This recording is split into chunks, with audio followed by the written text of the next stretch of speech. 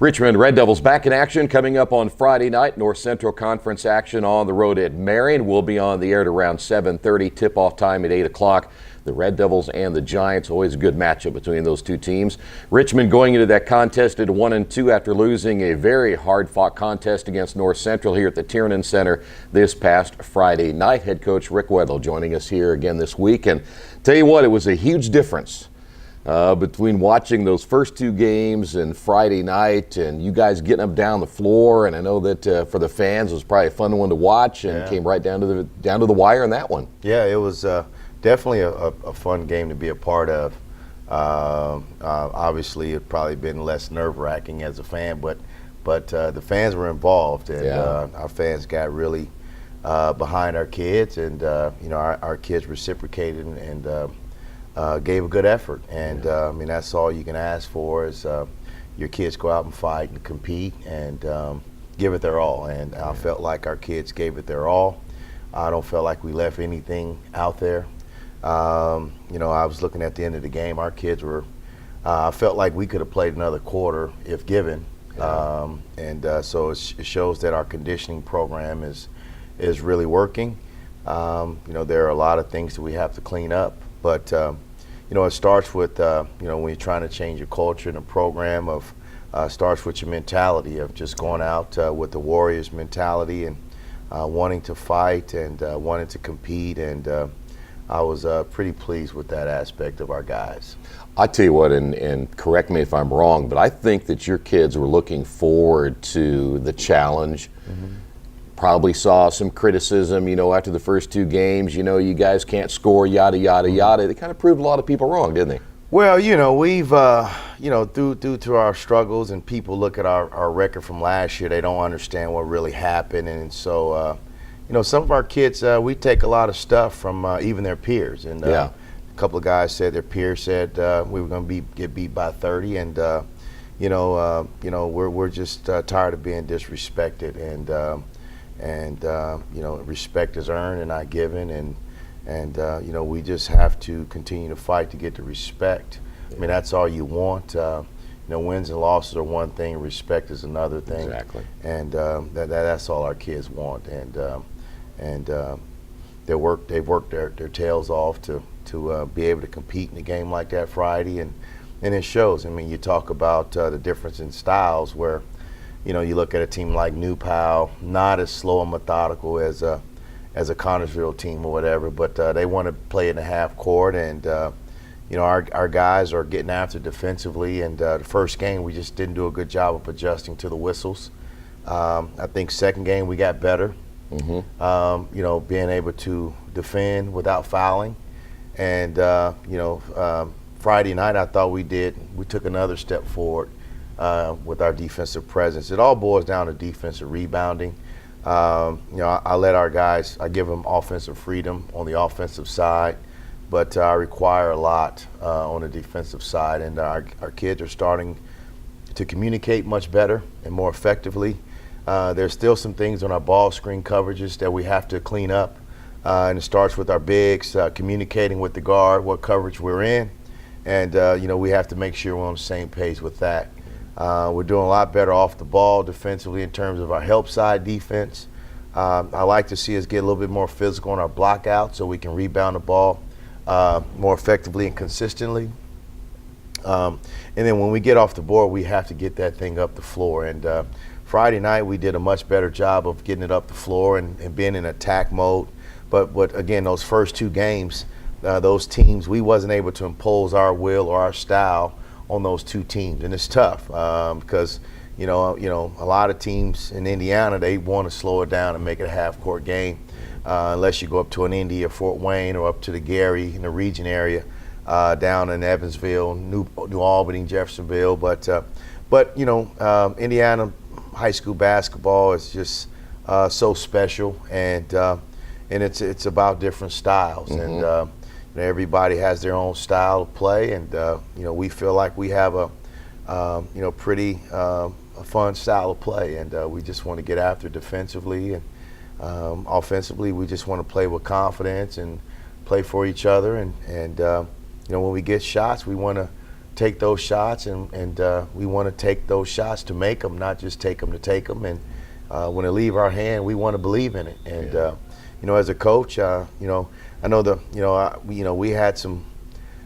You had some stuff coming back as far as we shot 33s in that first game. But as you see that, you know, we put in a lot of time shooting the basketball, and you know, we have to learn to make teams pay for leaving us open, and we have to take those shots. And so I'd rather our kids take those shots now, and then down the road, you know, we'll make those shots, especially at home, given that we'll have an opportunity to host our sectional. And you just never know come tournament time. You can get hot. Anybody can get hot. And as you see, we have one, you know, explosive scorer in Christian. And I think Ricky showed glimpses of what his future could look like, even on another level. There's a couple levels there, but it's about, you know, continuing to encourage him to just play and not overthink it and not feel the pressure of you know, being a coach's kid and all that. Just have fun, and I think he's really trying with that. You know, Keyshawn Clemens has given us some quality minutes. I mean, we went inside him early, and you know, we want him to be aggressive, look to score at first, but if he doesn't have it, make the right play. And so we have to continue to dump the ball down inside to him and Jacob. And you know, we missed Colt last Friday, and hopefully we can get the ball into Colt. And Jordan Fry will just learn just to take his shots within the flow. We don't want anybody to force anything, but we believe that Jordan can make some of those shots. And you know, we asked Jordan to just rebound, and if he's rebounding and defending, you know, when he's open, we encourage him to shoot the ball. And so you know, I can't say enough about Philip Hobbs, you know, presence on the floor. He provides a level of toughness and grit. He's doing a great job of defending. He's doing a great job of you know, taking the shots, and he shot a couple of them pretty quick. But you know, when you're playing as hard as Phil is playing, and you know, he's given us the toughness that we need, you know, we have to allow Philip to take some shots. And he's shooting the ball pretty well right now. So we just got to keep encouraging him to take those shots, and all of our guys need to continue to get extra shots up in the morning, before school, after practice, before practice, and you know, we're just trying to build something special here, and it takes time. But it feels like a lot of the hard work that we've been putting in is starting to show. You know, we're still a young team, still inexperienced, and we're going to have a lot of ups and downs. But I really like the direction where we're going, and our staff has been amazing. I think you know, Brian Bennett has really been a great you know, he's been a great wingman, if you will, for me. And then bringing along Brandon Miller, coming back home. You know, he's been a good guy in terms of you know, getting involved with the kids before practice and trying to get their minds right for practice and during practice. And he's helping out Phil D'Amico with the JV program. I think Phil is doing an incredible job with that group. I mean, we just have a lot of kids that just haven't played a whole lot. And you know, you know, we have to build up some depth, and that's kind of what's important to us right now. We have a couple of guys that can play, but we want all of our guys to be able to play. I mean, we want a program full of guys that can just play good basketball, and we're not there yet, but that's our goal, to try to keep working our guys, and a repetition on fundamentals and things like that, footwork, and you know, making sure we can finish better at the rim, and making sure we can handle pressure, you know, making sure we can feed the post, you know, making sure we can defend, you know, aggressively and physically, legally, without fouling. And so there's just a lot that we got to get done, but I think it shows that we're doing the right things in practices, and our preparation has been pretty good, and we just want to continue to try to get better. Well, I'll tell you what, speaking of pressure, you got another one coming up on Friday. The Red Devils to Marion to take on the 2-1 Giants. Always a good rivalry between these two teams. We'll talk about that coming up next, right here on Inside Richmond Red Devils basketball on Radio Troy Digital Sports.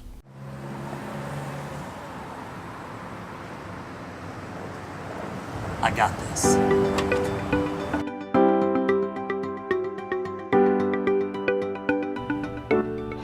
I got this.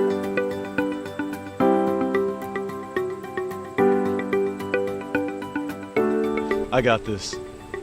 At Harrington Hogue, we believe your life belongs to you. That's why we work hard to make sure that your insurance coverage is the last thing you have to worry about.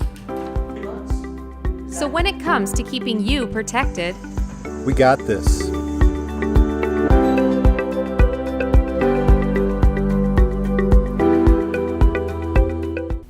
Richmond, Marion, Friday night. We'll have the game for you right here. If you can't make it up there on Radio Troy Digital Sports, 7:30 around the pregame. 8 o'clock is your tip-off time. Hey, before we talk about the Giants, and you look up and down, you see a lot of familiar names. The history of the Zach Randolphs and those Blackmans all coming back again. Yeah. Christian Harvey comes off a 39-point performance last year against North Central. He puts 31 on the board this time. Talked to him a little bit on Monday, and people are they start to pick up the phone and say, hey, you know what, we like what we see. What do you think about Christian now as far as his progression again as he comes up in another big game against another quality opponent? And boy, his explosiveness and all the things he did on Friday night, outside the cramping issue, if you can certainly clear that up, he was almost unstoppable. Yeah, well, Christian's just a very, very special player. Yeah. And it starts with his attitude, and he's just a relentless guy. And he's one of the most competitive persons I've been around. Probably the most competitive person that I've been around in my life is Glenn Robinson. And Glenn would compete at anything. Yeah. He would compete at who can tie their shoe the fastest, who can eat their burger the fastest. He could do this the best. And I remember back in the days, we used to run 3 miles 3 days a week in the summer. He was always first. And Christian is that same. He's from that same cut of meat. Obviously, he's not a Glenn Robinson, but he's from that same cut of meat from a standpoint of he's very competitive. And, in the all off season, a lot of the things I put in front of him was you're going to see triangle and two, you're going to see boxing ones, you're going to see no catch, no help. They're going to all out deny you. And he's the kind of kid, one guy's just not going to keep him from getting the basketball. And so we're continuing to stress to him how important it is for him to be a great leader on and off the floor. On the floor, he's doing a terrific job. Off the floor, we're still working on him just being a leader. Some people are natural leaders.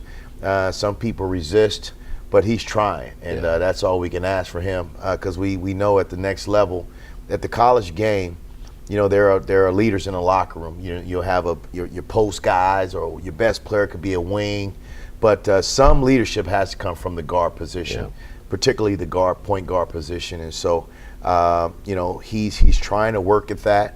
There are some things that he has to recognize and realize that teams are loading up to take charges on him. Yeah. And so we have to attack the rim and get back to 2 feet finishes in terms of getting in there, jump stopping, head faking, and drawing a contact, then going up. Or we've got to get back to just shooting our, 3-4 foot pull up right off the glass, use the glass. There's Euro move, the move that Manu Ginobili really likes to use, where he steps one way, avoids the defender. But I really think that I don't think Christian is getting the call all the time, or as much as he's actually getting fouled. I think one of the problems is that some of the crews we have, they just can't keep up. It's just there's a difference of not calling any teams out, but there's just some slower pace competition, and we play a little faster. And some guys just aren't in position and might make the right play. I don't think it's anything intentional, or they're trying to